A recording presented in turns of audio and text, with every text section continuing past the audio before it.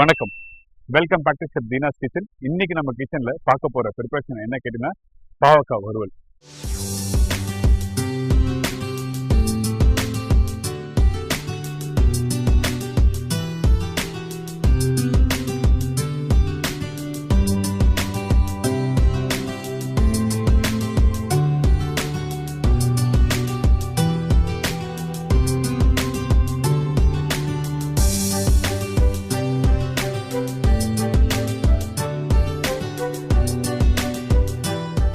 இந்த பாவக்காய் வறுவல் நீங்க பாவக்காய் ஃப்ரைன்னு சொல்லலாம், ஏன்னா ஆயில் ஃப்ரை தான் வறுவல் சொல்றது.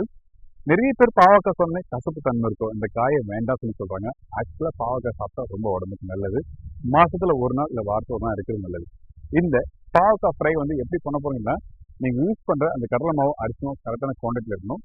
அதுக்கப்புறம் வந்து கரெக்டாக ஃப்ரை பண்ணிடுச்சுன்னா கசப்பு தன்மை வராது. அது மட்டும் இல்லை, நீங்க பாவக்காய் கசப்பு தன்மை இல்லாமல் நீங்க பண்ணணுச்சுன்னா 2 விஷயத்தை நீங்க கவனமாக கவனிக்கணும். ஒன்று வந்து பாவக்காய் கட் பண்ணி முடிச்ச பிறகு தயிர் கொஞ்சம் தண்ணி ஆட் பண்ணி பட்டர் மசாலா ஊற வச்சுட்டு அப்புறம் யூஸ் பண்ணால் கசப்பு தன்மை இருக்காது.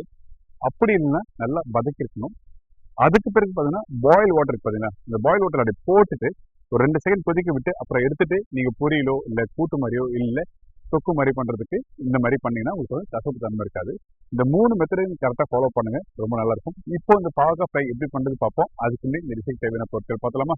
பாவக்காய் வறுவல் தேவையான பொருட்கள்: பாவக்காய் 300 கிராம், கடலை மாவு 4 டேபிள் ஸ்பூன், அரிசி மாவு 2 table spoon, cornflour 1 table spoon, மஞ்சத்தூள் 1/4 டீஸ்பூன், சில்லி பவுடர் 2 டீஸ்பூன், தனியா பவுடர் 1 டீஸ்பூன், இடித்த பூண்டு 10 நம்பர், கொத்தமல்லி தேவையான அளவு, கருவேப்பிலை தேவையான அளவு, தயிர் 100 ml, லெமன் 1 நம்பர், சால்ட் தேவையான அளவு, ஆயில் ஃப்ரை பண்ணுறதுக்கு தேவையான அளவு.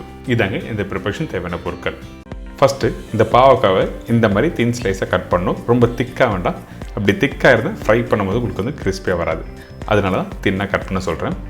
இதுக்கு பிறகு நம்ம என்ன பண்ணுறோன்னா, இந்த பாவக்காய் ஃப்ரை பண்ணும்போது நிறைய பேருக்கு வர ப்ராப்ளம் கசப்பு தன்மை. அந்த கசப்பு தன்மை வராமல் இருக்கிறதுக்காக தயிர் 100 ml இதில் ஆட் பண்ணியிருக்கோம். அதில் கொஞ்சம் உப்பு தண்ணி ஆட் பண்ணி நல்லா மிக்ஸ் பண்ணுங்கள்.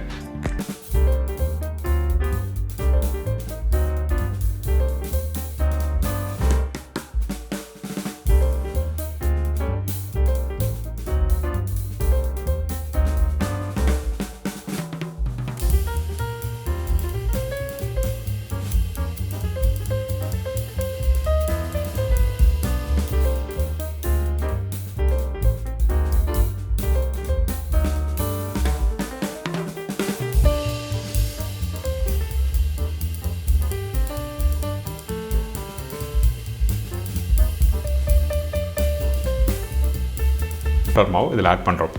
நீங்கள் மேரினேட் பண்ணும்போது கவனமாக கவனிக்க வேண்டிய விஷயம் என்னன்னா, இந்த மாவு வகைகள், அதாவது கார்ன்ஃப்ளவர், கடலை மாவு, அரிசி மாவு அதிகமான குவான்டிட்டி இருக்கக்கூடாது. அப்படி அதிகமான குவான்டிட்டினா ஃப்ரை பண்ணி முடித்த பிறகு பாவக்கோட டேஸ்ட் ரியலாக தெரியாது. இதுக்கு பிறகு மஞ்சத்தூள், மிளகாய் பவுடர், தனியா பவுடர். மிளகாய் பவுடர் அதிகமாக போட்டிருப்பேன், ஏன் கேட்டிங்கன்னா அந்த கலர் கொடுக்கும். காஷ்மீரி சில்லி பவுடர் தான் யூஸ் பண்ணியிருக்கேன். கொத்தமல்லி, கருவேப்பிலை, இடித்த பூண்டு. பூண்டு இடிக்கும் போது நல்லா தோலோடு இடித்து போடுங்க, உங்களுக்கு நல்லா ஃப்ளேவர் கொடுக்கும். உப்பு தேவையான அளவு. எலுமிச்சப்பழம் வந்து அந்த காரத்தன்மைக்கு ஏற்ற மாதிரி நீங்கள் போடுங்க. நான் ஒரு பெரிய லெமன் யூஸ் பண்ணியிருக்கேன். இந்த இடத்துல சோம்பு பவுடர் வேணால் நீங்கள் யூஸ் பண்ணலாம், நான் போடலை, வேணால் நீங்கள் ஆட் பண்ணிக்கலாம். இதுக்கு பிறகு எண்ணெய் போட்டிருக்கேன். எண்ணெய் கொஞ்சம் லைட்டாக சூடான எண்ணெய் போட்டு நல்லா மிக்ஸ் பண்ணுறோம். இந்த எண்ணெய் எதுக்காகனா உங்களுக்கு நல்லா க்ரன்ச்சியாக வர்றதுக்காக மட்டும்தான் யூஸ் பண்ணுறோம்.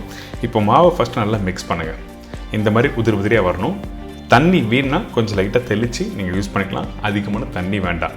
அப்படி அதிகமான தண்ணி இருந்தால் என்ன ஆகும் கேட்டிங்கன்னா, உங்களுக்கு அந்த மாவு தனியாக ஆகிடும், அந்த பாவக்காய் ஒட்டாது. அதான் சொல்ல வரான்னு. இப்போ ரெடி ஆகிடுச்சு பார்த்தீங்களா?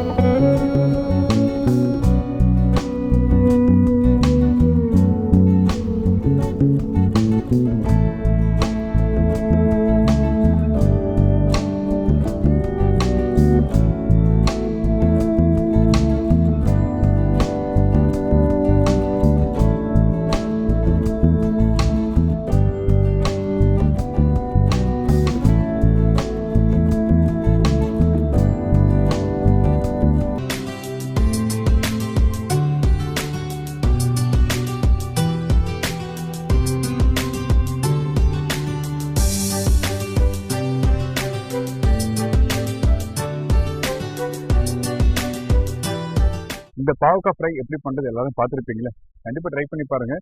பர்டிகுலராக இந்த மாதிரி மெத்தடில் நீங்கள் பண்ணினா கண்டிப்பாக கசப்பு தன்மை இருக்காது. அதே டைமில் நல்லா ஃப்ரை பண்ணிருக்கணும். இதே மாதிரி நாளைக்கு இன்னொரு ரெசிபியோட சந்திக்கிறேன். நன்றி, வணக்கம். See you, bye bye. Take care.